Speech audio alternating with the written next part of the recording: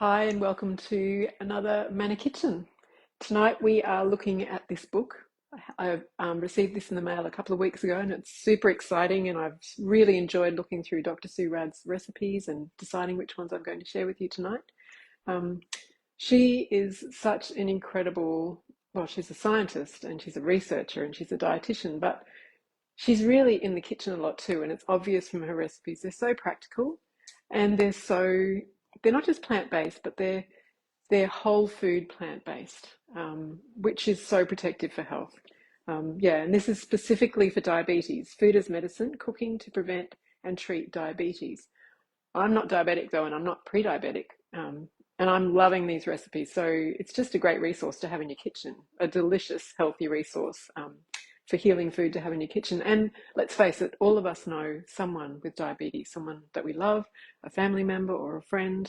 And yeah, why not learn some recipes that will support them in making better health decisions? So the recipes that we're going to be looking at, actually, I'll just show you very quickly in this book. I mean, there's gorgeous recipes, and I've got lots of tags in there, recipes that I'm going to be making in the next few weeks. But she's got really practical information. There's information at the beginning, and then there's recipes, and there's information at the end, and it's so good. I've read through all of it now, and it's just incredible. I can't share very much of it tonight. We haven't got time, but if you are really interested in treating and even overcoming type 2 diabetes, this is definitely a book for you. So, she's got 10 steps, eating for diabetes at a glance. So that kind of covers almost everything that's in the book. And then she just has really, really practical things like this, like a sample 7-day menu using all the recipes that are in the book, which is very easy to make a shopping list from that. And then she's got, a healthy eating plate. Veggies or salad take up half, and then whole grains, plant proteins, fermented dairy or fortified soy, some fruit, mostly whole.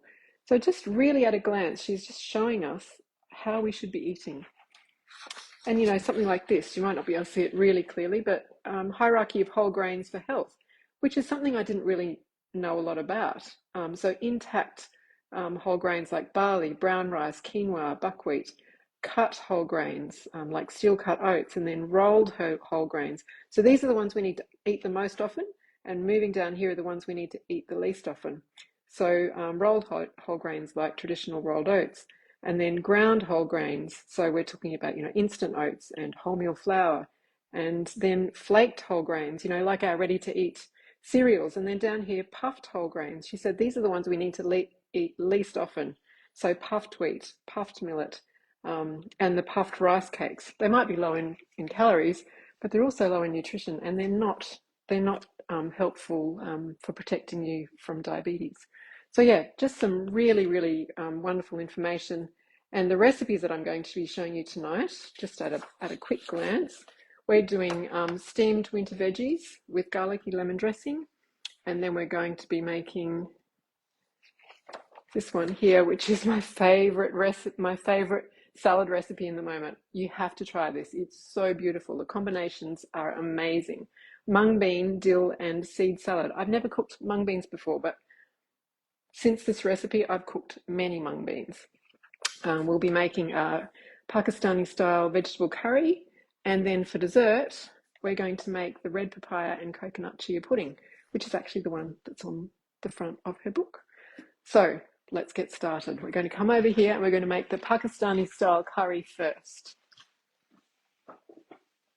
I've already got my pan quite warm because I've had it on. We're going to use half a cup of extra virgin olive oil, and some of you are probably having a heart attack at this point going, oh my goodness, half a cup. But Sue points out that the US guidelines for healthy eating, when they reviewed them in 2020, they actually changed them, because they've been saying for years and years and years that you should eat a low-fat diet. But they're now saying that you need to eat, so we're going to put our onion in there, and we're going to let that just saute for about 5 minutes. So the US healthy diet guidelines they're actually saying now that what you should be looking at is the kind of fat that you're eating. So they're not putting a limit on fat, but they're putting a massive limit on animal saturated fats, and they're promoting unsaturated fats like your plant. They're all the plant fats. So saturated fats, that's in your meats and your dairy and your eggs, and the unsaturated ones are in things like olive oil. And she uses a lot of olive oil, and she points to the Mediterranean diet and the fact that olive oil is so protective. You know, a lot of the longevity all-stars, the blue zones around in the Mediterranean, they use a lot of olive oil. And the blue zones are mainly plant-based. And she points out over and over again in her book that a diet that is primarily plant-based, like in the blue zones, is super protective, and you have a much lower chance of getting type 2 diabetes. Whereas a standard Australian or American diet with a lot of meat and dairy and sugar and refined carbohydrates, not whole plant foods, you have a much higher chance of getting diabetes, type 2 diabetes. Okay, we're just getting that onion. I might just turn it up just a little tiny bit. Looks like we've got a tiny little bit of, I don't know what that is, a little bit of capsicum or something in there. And the other thing that I'm looking at using a lot more now is actually pearl barley. So pearl barley is much lower GI than brown rice, and soon I've had it cooking over on the side.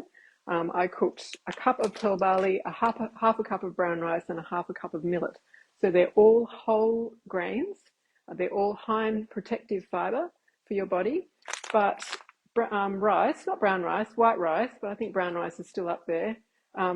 White jasmine rice is actually around about 87 in GI, so it's fairly high for a grain glycemic index, whereas pearl barley is down in the 30s.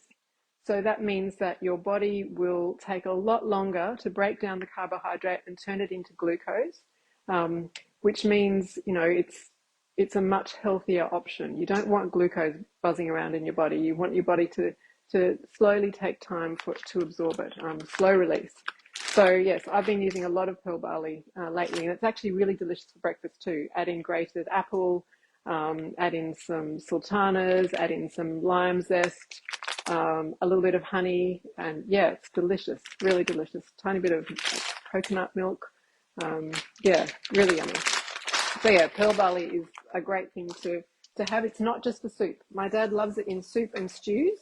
We always know when my dad makes the soup because it's like 50% pearl barley, which is fine. I love pearl barley, but it's not just for stews and soups. You can use it for a lot of other things. Okay, so we don't want our onion to get too brown. We just want it to get soft, and I think it's just about there. I'm going to add in 2 cloves of garlic that have been crushed, and I'm going to add in, this was about a 5 centimetre piece of ginger that I've grated. So I'm going to put that in there, and this is going to smell like my Nepali kitchen when we used to live in Kathmandu. We had the most incredible cook, Sarita, and when I would go up to the kitchen and see what she was cooking for lunch or for dinner, this is the smell that we'd often smell.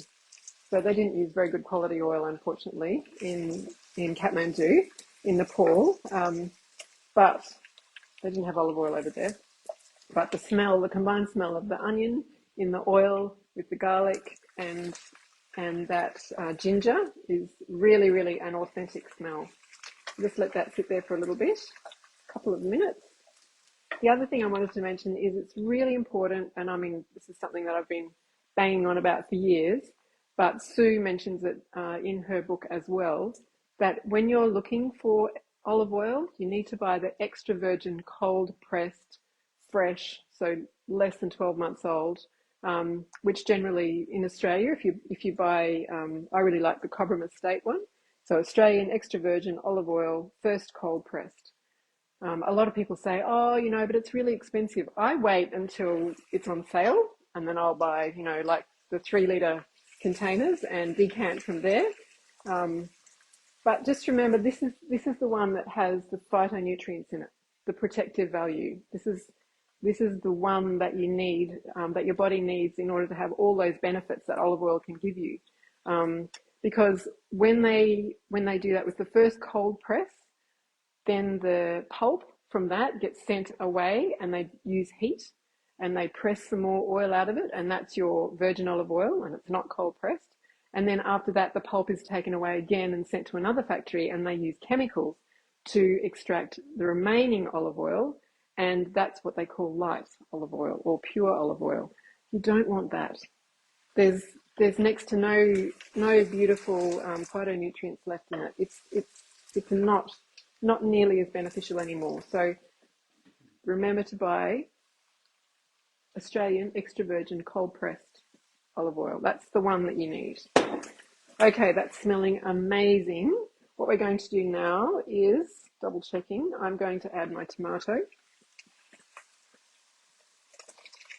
Interesting fact about tomato: when you cook tomato in olive oil, you actually get about an 82% increased level of lycopene, which is a really powerful antioxidant that's protective against type 2 diabetes.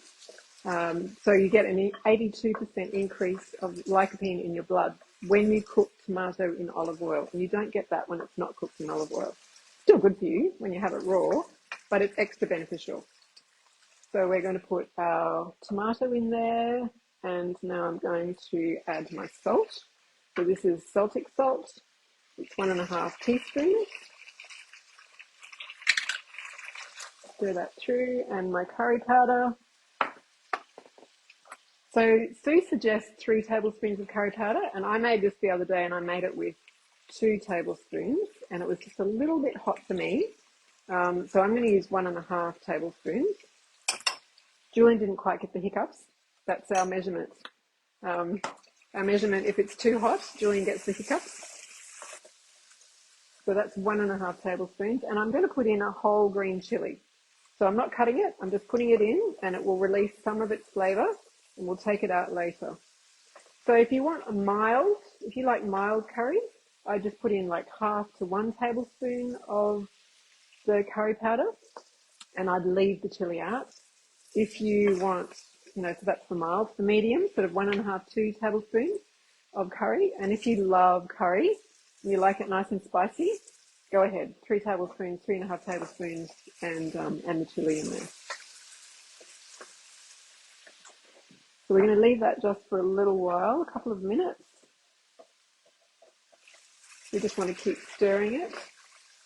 It's smelling so good. We're going to put potatoes in next. So here's our diced potato ready to go. I love the one with the red skin on it. Anything with extra colour, extra antioxidants. They're probably about this size. So 2 large potatoes. If you wanted to stretch out the curry a bit, you might be able to put 3 in. But the recipe only has 2. And I like to wash the potato but leave the skin on, because a lot of the nutrition in the potato is in the skin and just under the skin. Okay, so we're going to put this in here like this.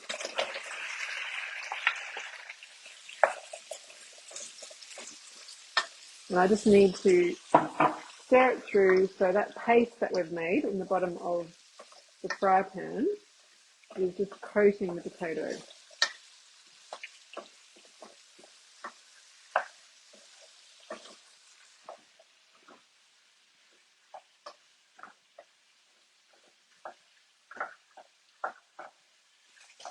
You make sure this jug's boiled. We have to add some boiling water soon before we put the lid on.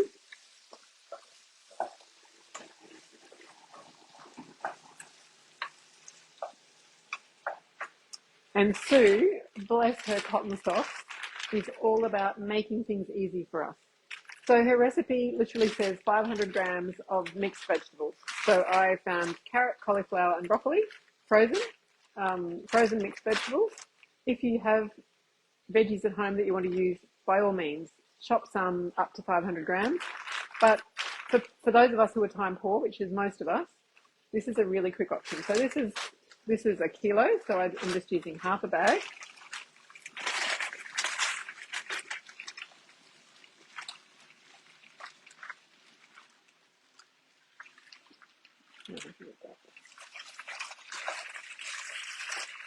And now we're going to add a cup and a half of boiling water.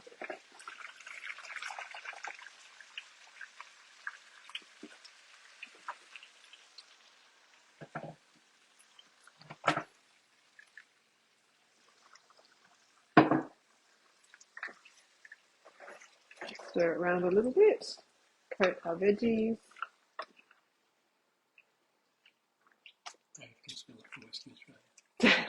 Oh, thanks, Dave. Welcome. I'm glad you can smell it from Western Australia, Dave. That's awesome. It smells really great. I'm looking forward to nibbling on that later. So what we do now is we're going to leave our spoon here, put the lid on. I'm going to turn our timer on. We need 15 minutes.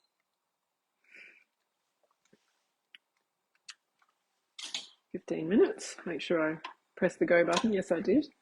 And we're going to leave that there. I'm just going to turn it down to simmer. That's actually a really quick meal. Really quick. I mean, it would have been much quicker if I hadn't been talking, but it's super fast. Oops, forgot the curry leaves, but I can throw them in now. So these are curry leaves that just add extra authenticity to your flavour. You don't have to put them in if you don't want to. And you don't need to take them out like the green chilli. They just cook down and they just have a really lovely aromatic flavour. I'll turn that up a teensy tiny bit. All right. Put this back up here in my cupboard. Olive oil can go back up there too. I will pass this over to my darling friend Heidi, and then we're going to move on to our next recipe. Thanks, Heidi. Okay, now, mung beans. So like I was saying before, compared to animal protein, plant protein has been consistently linked to a reduced risk of type 2 diabetes. And the mung beans are a gorgeous little protein. And I have been experimenting what works for me as to how to cook them. And the thing that worked best for me, and Sue suggested 2 different ways of cooking in her book. She said you can either just cook them dry in a litre, just a little bit over a litre of water, and simmer them, boil them for about half an hour, or you can soak them overnight and then cook them for about 10 minutes. And I actually found soaking them overnight and cooking them for 10 minutes worked best for me. But this morning, I tried the other ways of cooking them, and you can see here it's very, very easy to overcook them. So these here are just a little bit too soft. They're just a little bit too soft, and they've lost some of their colour, and they're kind of going a little bit more like a porridge.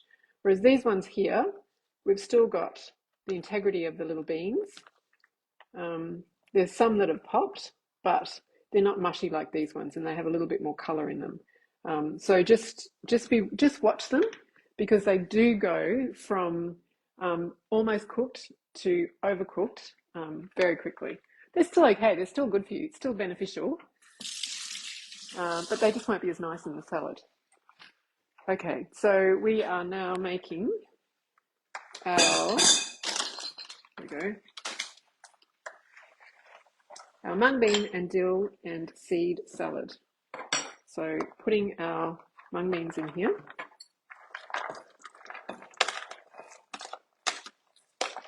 In our blue zones around the world, beans are the one thing that every single blue zone has in common. They eat some form of legumes or beans. So the longevity all-stars, they love their beans. And beans are so protective. They're higher in fibre than any other of the plant-based foods, any of the other plant foods. Even whole grains don't have as much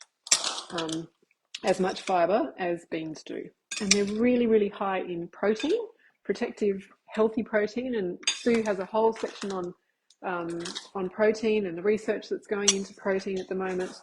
And protein, basically protein from plants is protective for diabetes, and protein from animals is not protective.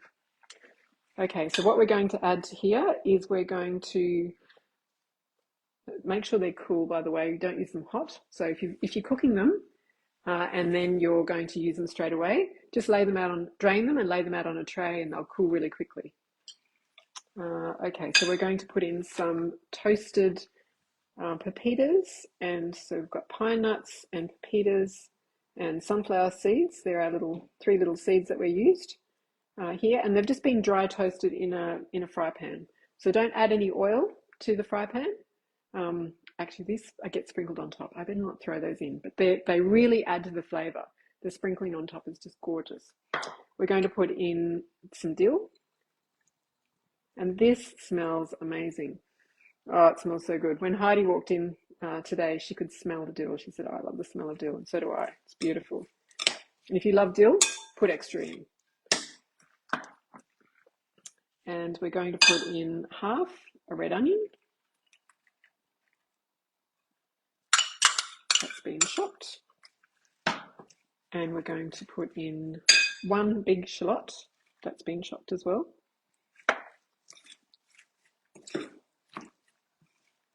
And now we're just going to put in some things that just are surprising but really boost the flavour beautifully.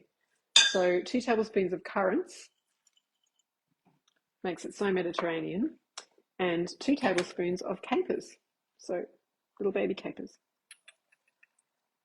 I'm going to pop those in as well and toss those through.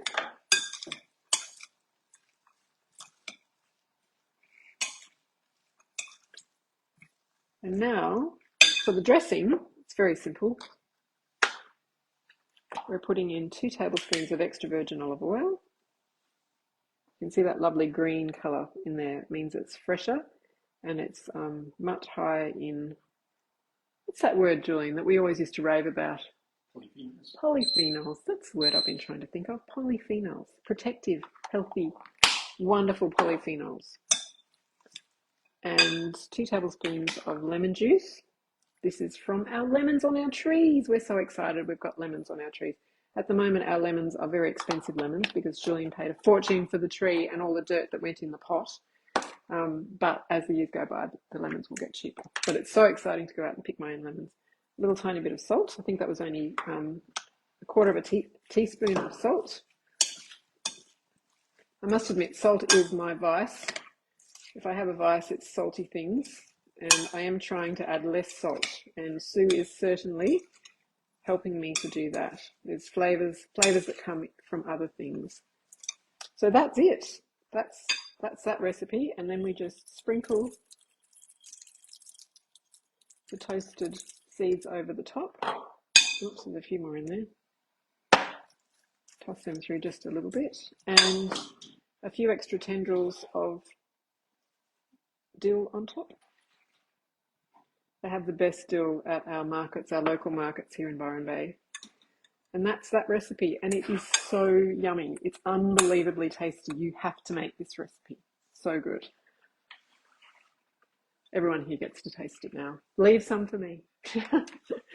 Okay, let's go back over and check on our curry.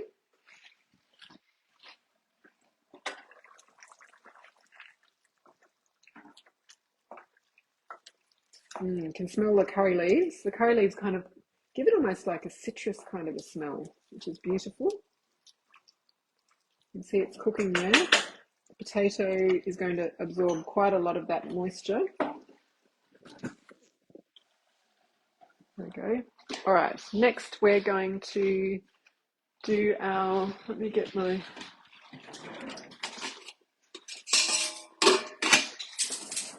we're going to do some steaming of some vegetables, our winter vegetables.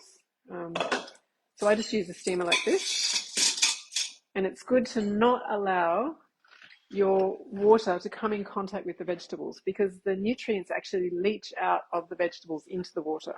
So having a little basket like this, if you have a look here, I'm just going to pour the water in until it's just underneath the basket, just barely. Nearly there. So it's just under the basket. And I'm going to put it on the pot, put the pot on the heat.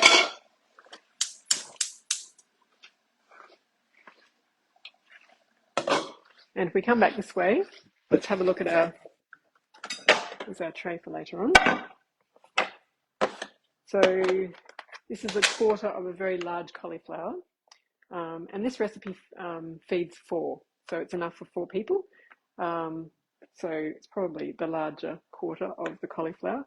But cruciferous veggies are so protective, not just for diabetes, but also for cancer. And we're using some broccolini. So you can see here, I've just chopped the broccolini in half, and I'm putting the stems in as well. Even with broccoli itself, you know how it's kind of a bit annoying when you have to pay per kilo for broccoli, and sometimes it's a little bit expensive. Don't throw the stems away. Just cut them into sticks and snack on them, or dip them in hummus. They're really, really good. Or throw them in a stir fry. Don't throw them away. You paid for them. You might as well get the benefit of eating them. So we're going to put the cauliflower in first. Was that on?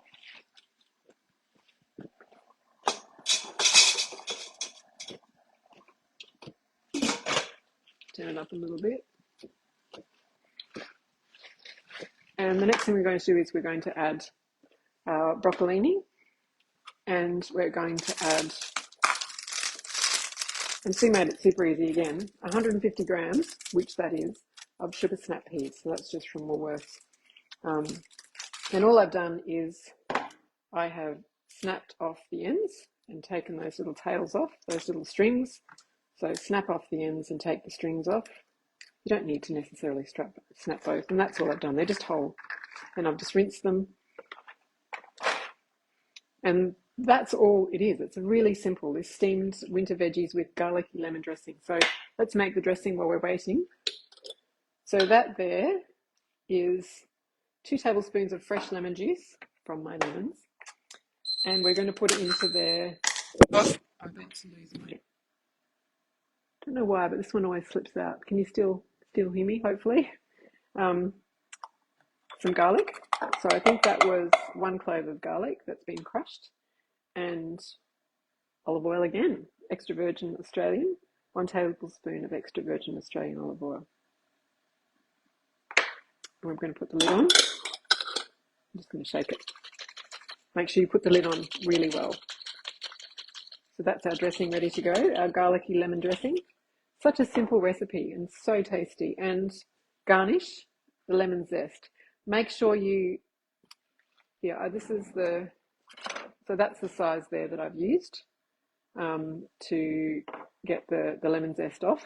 Make sure you zest the lemon before you try to juice it, because trying to zest a lemon after it's been juiced is really, really hard. It's not fun at all, really tricky. So zest it first and then halve it and then juice it. Let's go and see how our cauliflower is going. We'll leave it there for a couple more minutes. Let's stir our curry. Oh, it's looking good. Yeah, I reckon you could smell it in Western Australia. Oh, Donna, you can smell it from Darwin. Good on you. Can only imagine what the neighbours are thinking if you guys can smell it from there.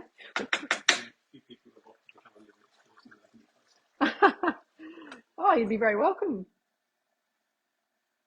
Don't know why my earpiece just wants to keep falling out. So I need to let that cauliflower, give it another couple of minutes. Hopefully we're going to have time to do a bonus recipe, which isn't in Sue's book, but it's completely along the lines of her concepts in her book, and I'm sure she wouldn't mind. But Dave, who's here, has custard apples growing on his property, and they are so beautiful and they are so sweet.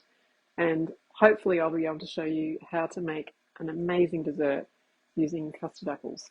Make sure they're really soft before you cut them open, otherwise they've got a bit of a soapy taste. But yeah, here locally you can get some really, really good ones. So hopefully we'll have time to do that. We might just start the other one while we're waiting for the cauliflower.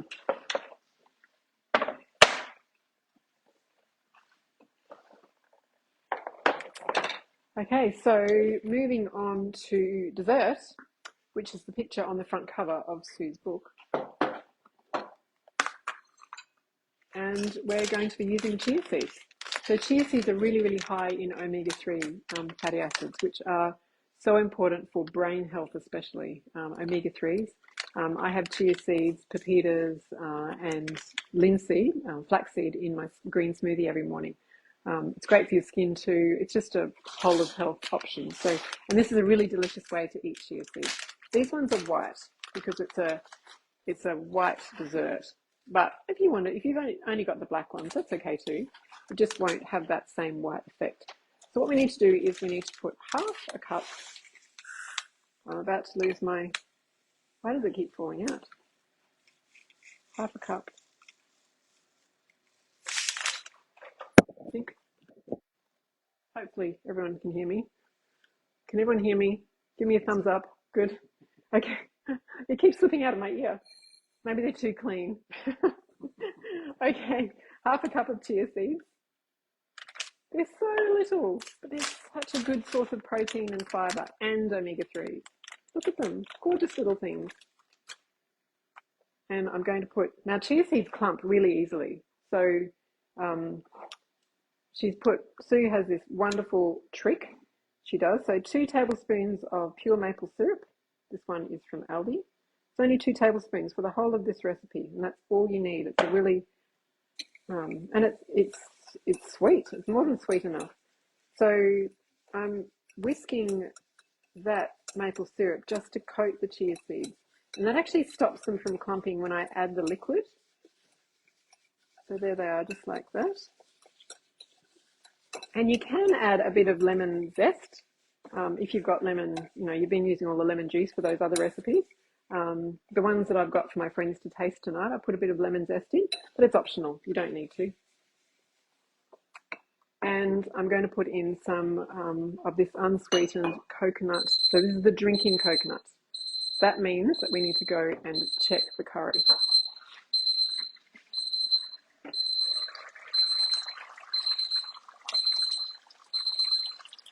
I think that potato needs just a couple more minutes. Yeah, sorry, Julian's saying too noisy. So let's give it a couple more minutes. I think I can remember. Okay, so that's steaming beautifully. And I'm just going to put in the broccolini now. And we only need a couple of minutes for our broccolini. And our peas. Where did I put the peas? Here they are. And our peas. So you want them to be nice and bright green. So just a couple of minutes. So the best way to not have them go hospital brown is to actually time 2 minutes. And that should make the curry done too. Okay, so back to our dessert. So we've mixed those through, and now we're going to add our drinking coconut milk.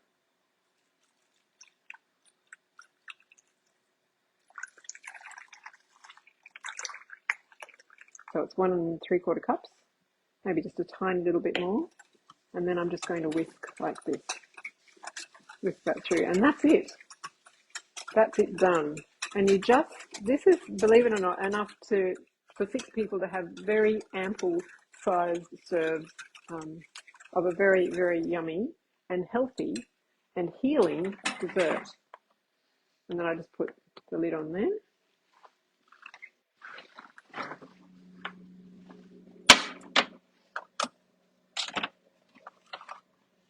And just like magic, here's the ones we made earlier.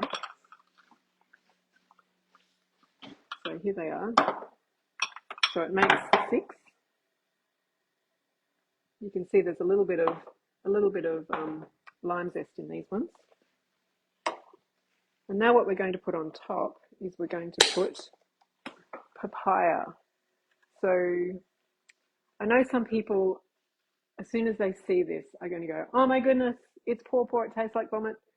No, there's a difference. Red papaya is much sweeter. So I grew up in Papua New Guinea, and when I came back to Australia as a child and someone gave me pawpaw, I was completely destroyed because I thought all pawpaw was like papaya, like the one we had in the tropics of Papua New Guinea, but it isn't. There's some yellow ones that are not tasty and they're not nice, but you need to look for this skyberry. You need to look for that. This is the, better go and turn those off. See, it's good to have a timer. Perfect, perfect, perfect. We'll turn that off and turn that off. And bring this over here and we'll talk about that in a second. But yes, curry is turned off. But thank you for reminding me. So yes, papaya, red papaya, really high in fiber, high in vitamin C, and that beautiful bright color means it's full of antioxidants, which are also healthy and protective and healing as well. So yes, don't forget to look for the Skyberry brand. Sometimes the major supermarkets will have it, but not always. But this one, Aldi always has Skyberry. If they have papaya in the shop, that's the brand they're going to have. So I always buy mine from Aldi. Pop that back there. So here's some that I have already cubed. So we just got this here, and this is half a papaya, and I'm actually going to evenly spread all of it out between these 6 desserts. When I made this the other day, and I actually posted it on my personal Facebook. Yeah, I had one, and then I just couldn't help myself. I had to have another one. It was so good. And some people might be saying, "Oh my goodness, look at all that fruit. I'm diabetic. I can't have fruit." Fruit is not the problem. You can have fruit. It's very protective. It's the refined carbohydrates and the animal fats that are the most dangerous thing for people who have type 2 diabetes. Fruit and veggies. In fact, people say, well, you've got to have 2 fruit and 5 veg. That's what you should be having. Sue says in her book, the more vegetables that you have, the more protected you are against the chance of getting type 2 diabetes, and the more protective it is for your body if you do have type 2 diabetes. So really bump up your veggies. Don't just think, oh, I'll just have my veggies for dinner. Try to add them in at breakfast time and lunch time and dinner time as well. And don't be afraid of fruit. Fruit is so full of fiber, and the fiber protects. It keeps our blood sugar a whole lot more stable than if you're grabbing, like a Mars bar or a Magnum. They're not beneficial at all if you're trying to be healthy when you're struggling with type 2 diabetes. And the thing that makes these desserts taste the best is that you put lime on them. So the combination, Sue, you are a winner. Combination of lime on top of papaya is just amazing. It's so, so good. I'm going to pop these in here. So if you're serving them to your guests, make sure you remind them that the lime on top is not just, a garnish. It's actually for flavour. Let me see if I can get my...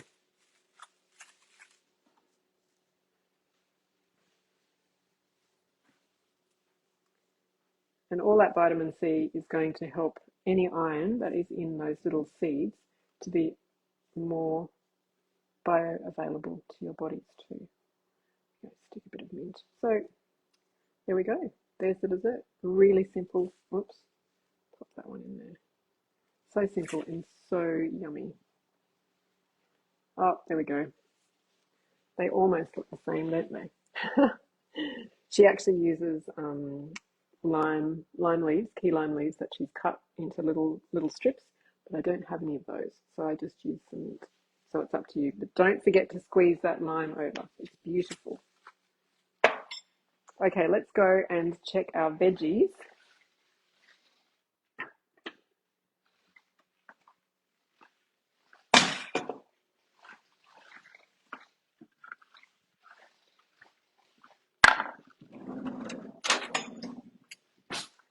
So I'm going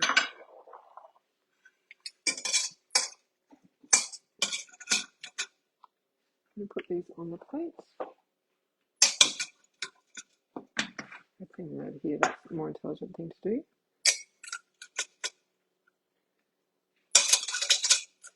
And they just look so pretty, especially when you manage to keep the green intact by not overcooking them. And with that beautiful citrus garlicky dressing, it just makes such a difference. Just really makes these veggies sing. And it's just another way to make sure you're getting lots of vegetables in your diet. All those super protective cauliflower and broccoli, those cruciferous veggies, which are so important to protecting against cancer. There we go. Just like that. And now, and Sue says if you add the lemon too long before you eat it, it dulls down the colour of the veggies. So I'm about to serve it to my friends who are here, so I'm going to add this now. So if you're going to do it ahead of time, well, it's best to do it fresh so it's nice and warm. But if you're going to store some, then keep it separate. So just putting that. Oh, someone's going to get a lump of garlic. That'll be Julian. There's our dressing. And just as a garnish, just a little bit of lemon zest. There we go. Gorgeous. How good does that look?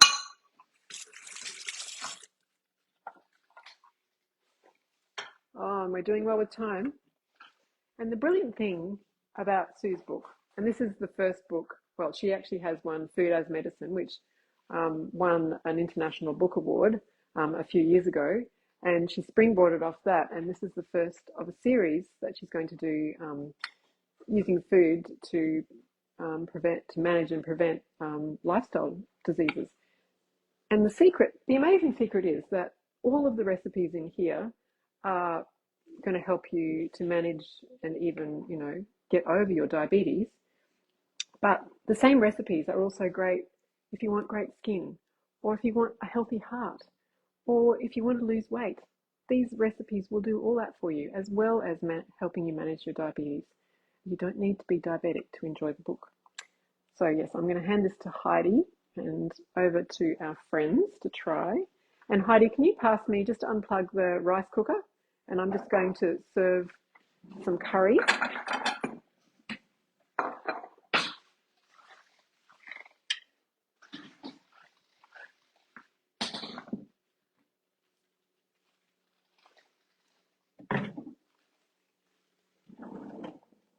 Where's my order?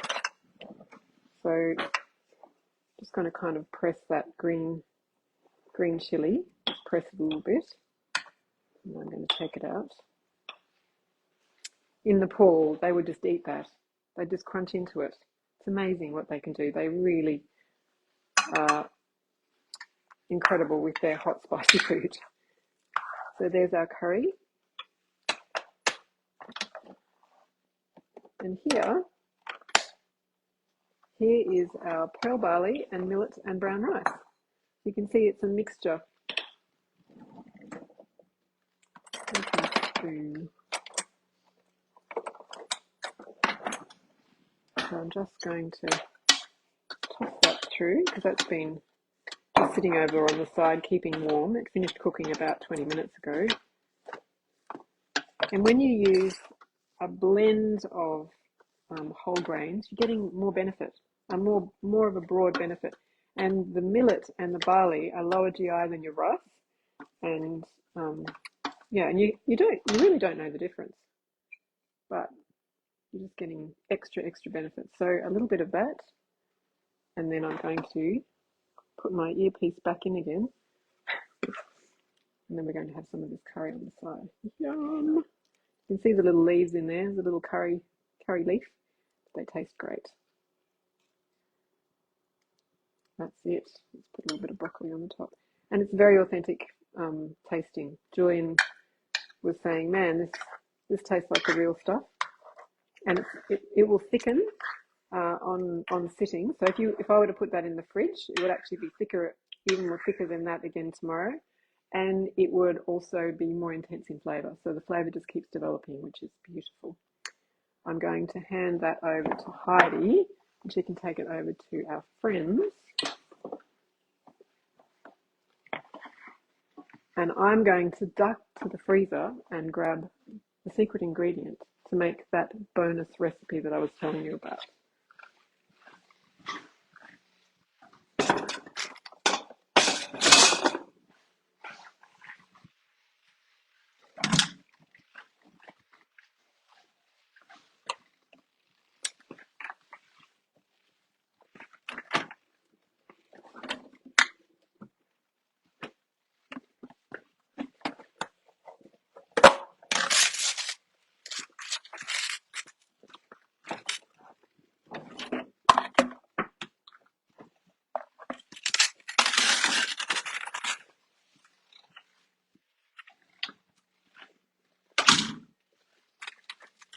Okay, so in keeping with Sue's food as medicine and whole foods, this is another delicious dessert. This is ice cream that is so beautifully creamy. It's so sweet. You don't have to add any sweetener. You hardly need to add anything else apart from this, but a little bit of liquid just helps it to blend. I probably should have taken this out of the freezer a little bit earlier, but you can see there are some little black bits, but I've taken all the seeds out. Oh, it's very hard. I've taken all of the seeds out and I've peeled it. So that's ready to go in here. That's a very ripe one. So when they're really soft, really, really soft, that's when you take the skin off and you cut it up and take all the seeds out. And I'm going to grab, so there's 2 here. I don't know if we're going to need 2. We'll wait and see. So that's about how much you get from one of those fruit. It's going to make quite a loud noise. Oops.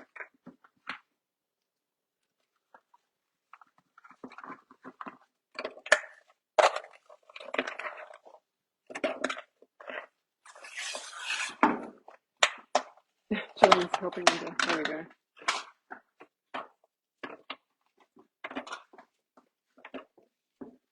I was talking to Dave the other day at church. Dave often brings me these beautiful custard apples in the season. And I said, Dave, on Tuesday night, if we have time, I'm going to make you some ice cream out of your custard apple. All right, I think that's probably enough.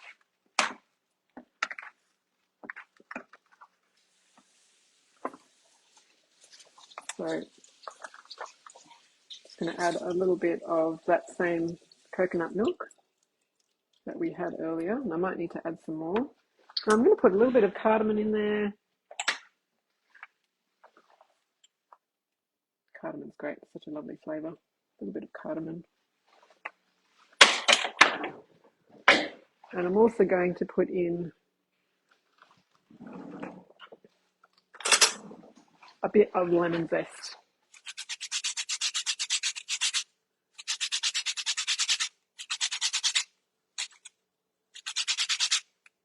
Lemon zest is amazing. It actually, I don't know how, but it makes things sweeter somehow. I don't know whether it's a perception or I don't know. But when you've got lemon zest in any dessert, it sweetens it, seems to sweeten it.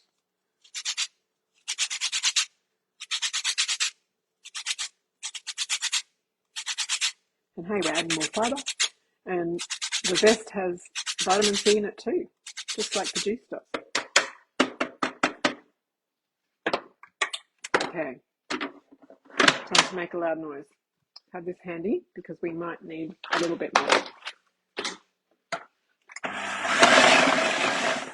It's going to make a terrible mess, isn't it, Julian? Let me get a tea towel. Okay. Hopefully this works. It worked last time I made it.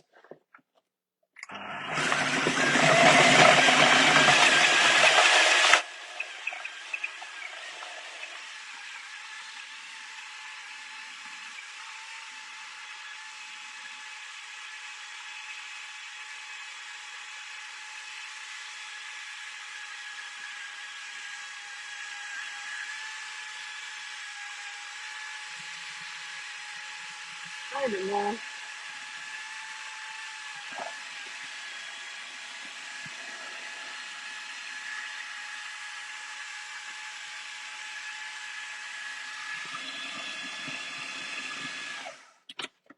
No, that's it. Done. Look at that. How beautiful does that look? So creamy. I can't wait to dig in with a spoon. Julian. How's that? So, it's so much like I bought one. In fact, why don't I do it properly? Yeah, life is uncertain. Eat dessert first. Okay.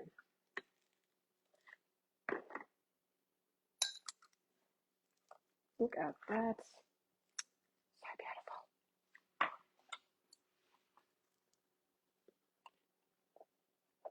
So beautiful. That's very good.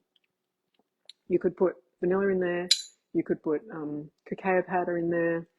You could add strawberries to that. But as a base, it's just incredible. It's so creamy and it's so sweet. And I didn't add any sugar at all. It's all natural. And all that fiber in there is super protective. I'm not feeling the least bit guilty. Okay, let's put that there. And I think there's bowls over there. You guys need to have dessert first because this melts very fast. I think we're just about there and we're early. Before we go, something that I've been doing a lot lately, because now red capsicums are getting a lot cheaper. They're not $9 a kilo anymore. They're down to about $4.50. They are so sweet. And I have just been grabbing an extra one that I don't need for my whatever recipes I'm making. And I've just been having it as a snack on the way home. And before I have a bite, I just want to say that I will see you again in September. So this book is actually being officially launched in September, when you can actually buy it from many major bookstores around Australia. There's a link on the Manna Haven Facebook site as to where you can get it now. And yeah, I would strongly, what's the word, Julian? My brain's not working. Strongly recommend this as a brilliant book to add to your kitchen library. The information in here is just so valuable. It's just great. So yes, in September, I'm going to show you a few more recipes from this book, and I look forward to that. And with that, I'm going to, these are great. And look at that colour. Look at that colour. So I'm enjoying it. This is definitely food as medicine. Thanks guys. Thanks for joining.